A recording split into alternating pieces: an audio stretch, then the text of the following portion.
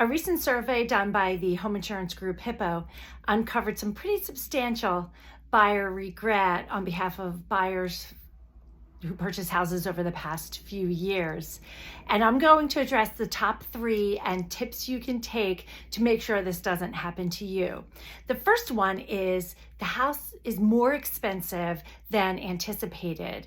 And the one piece of advice I can give you for that is communicate with your realtor and ask them to communicate with the listing agent. The listing agent should be able to request from the sellers their heating, electric, water, sewer bills, all of that, so you can go into the home knowing exactly what it could cost you per month.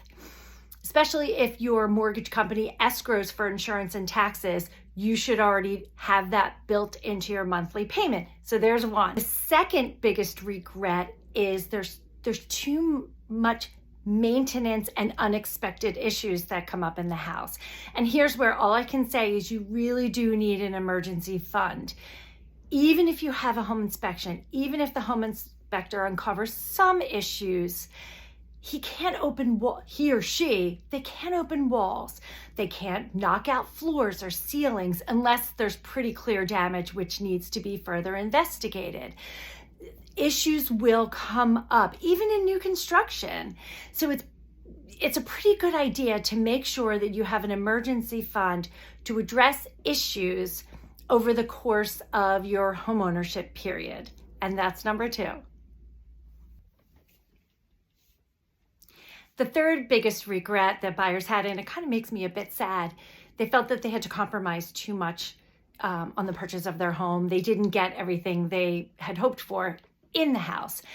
And the only advice I can offer there is to make a list of aspects of the house, neighborhood, services, or whatever you won't compromise on, and stick to that. It may take you a while to find a house. I've worked with buyers for 5 years.